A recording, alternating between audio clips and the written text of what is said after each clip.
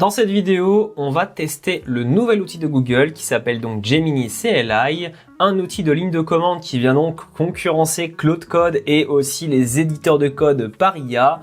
L'objectif de cette vidéo, c'est de voir un petit peu déjà comment ça s'installe, comment ça fonctionne. Je l'ai testé un petit peu en amont, donc je vais vous montrer tout ça. Et on va surtout le comparer à un poids, pas un poids de taille, mais plutôt à un IDE de taille qui est Cursor, mon allié du quotidien. Alors au niveau de l'interface de Gemini, c'est extrêmement simple, ça ressemble purement à du Claude Code. Ils ont fait exactement la même manière mais à la sauce Google. Donc il faut savoir que le GitHub est en open source total, il est mis à jour régulièrement. Donc pour l'installer c'est très facile, vous tapez tout simplement Gemini CLI sur internet ou alors vous allez directement sur le lien qui est en description et également dans les commentaires pour arriver sur le GitHub officiel de Google Gemini. Ensuite, une fois qu'on est à l'intérieur du GitHub, il va vous proposer plusieurs choses, notamment déjà de pouvoir l'installer. Donc pour l'installer en fonction du gestionnaire de package que vous avez, il est précisé notamment que vous devez quand même avoir Node.js sur votre machine parce que sinon vous ne pourrez pas utiliser les commandes npm ou pnpm. Moi de mon côté, j'utilise pnpm, donc je vais simplement copier cette partie de commande là. Je vais ouvrir mon terminal, je vais taper pnpm et je vais coller en fait le reste. On fait entrer et là on va tout simplement avoir l'installation des packages qui va avoir lieu.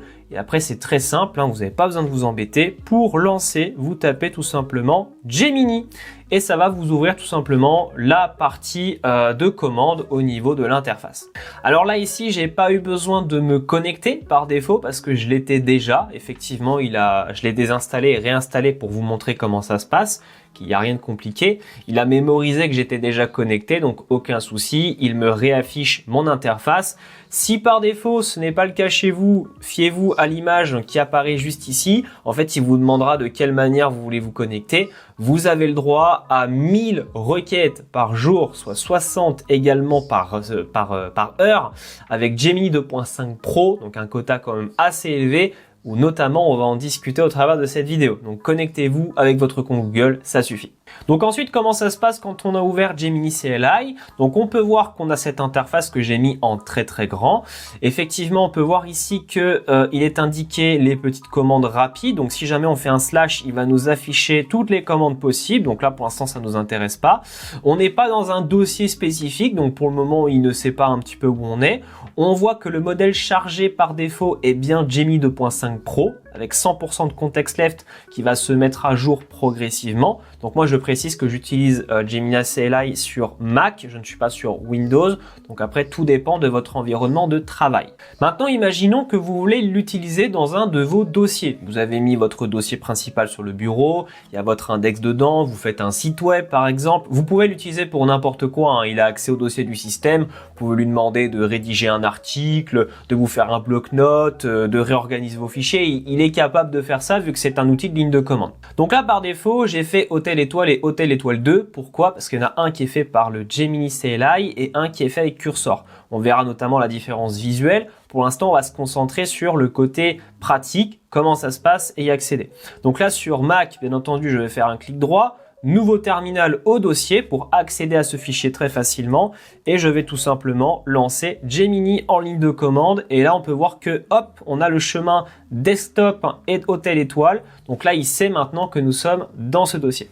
Donc d'un côté pour avoir quand même un minimum de visuel, j'ai donc ouvert Cursor pour lancer un live server tout simplement du fichier et on a notre console ici Gemini qui est reliée justement à ce folder. Et donc maintenant ce qu'on va expérimenter c'est de voir si ce que dit Google est réel, si on a bien le nombre de requêtes, s'il n'y a pas de problème, si tout se passe bien. Donc je vais lui demander quelques petites requêtes, donc on va les faire ensemble. Là notamment on va aller voir directement sur le site web.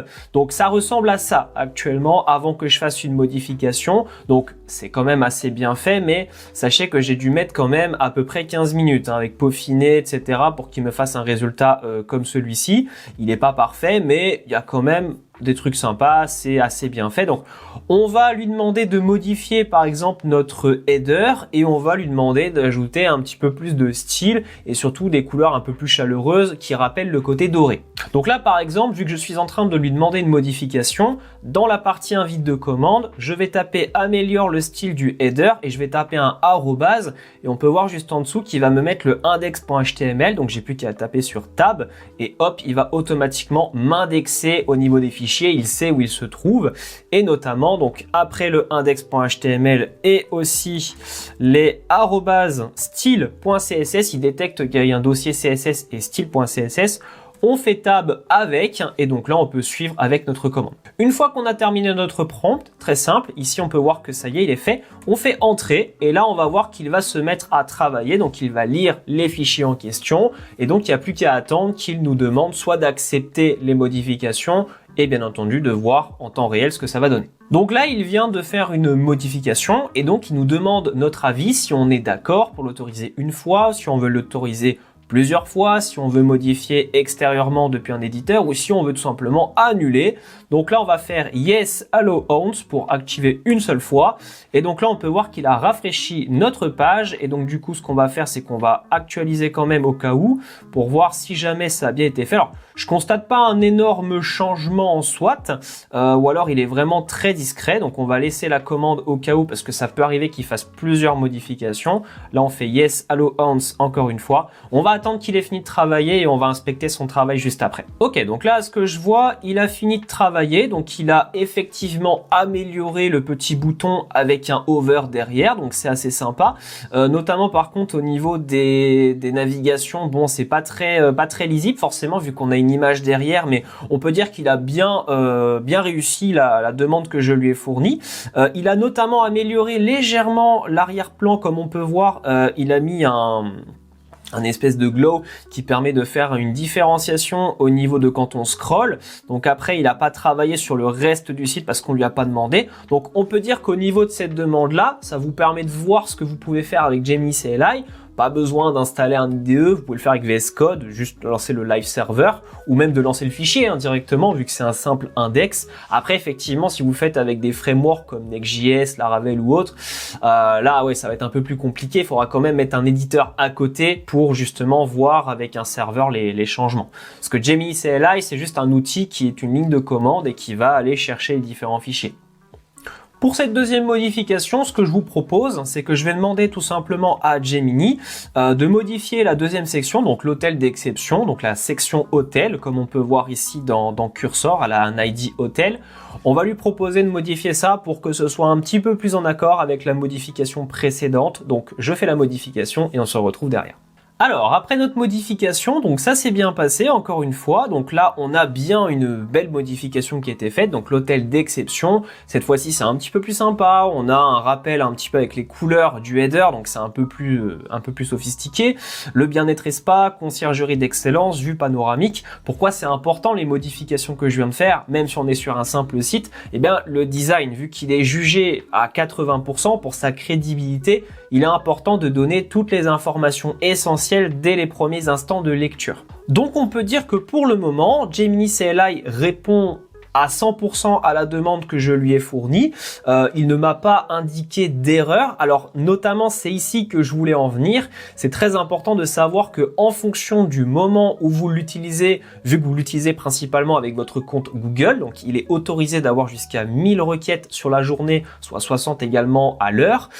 Il peut arriver de temps en temps que s'il n'y a pas de temps de réponse ou si ça bug, il peut vous rapatrier sur Gemini 2.5 Flash. Ça m'est arrivé tout à l'heure, je l'ai désinstallé, je l'ai réinstallé, peut-être qu'il y avait une erreur à l'installation, mais effectivement tenez-le à jour, n'hésitez pas à le tester progressivement au fur et à mesure, ne le jugez pas parce que voilà, il est tout neuf, ça fait même pas 14 jours sur le GitHub qu'il est en modification, donc si vous rencontrez des difficultés ou que ça marche pas, essayez le lendemain, c'est comme Cursor, c'est comme Windsurf, voilà, il faut un petit temps avant que les outils deviennent très performants. Jusqu'à maintenant, vous avez pu voir que le résultat est correct, on a un bon résultat, tout est bien fait, c'est respecté, donc il n'y a pas de souci particulier. Et donc maintenant, pour finir cette vidéo, je voulais vous comparer le résultat qu'on a eu juste avant avec le même résultat que j'ai donc soumis à Cursor. Donc je lui ai simplement copié le fichier existant qu'a fait Gemini. Donc forcément, lui, Gemini a dû inventer la partie le sommet, restaurant et visuel.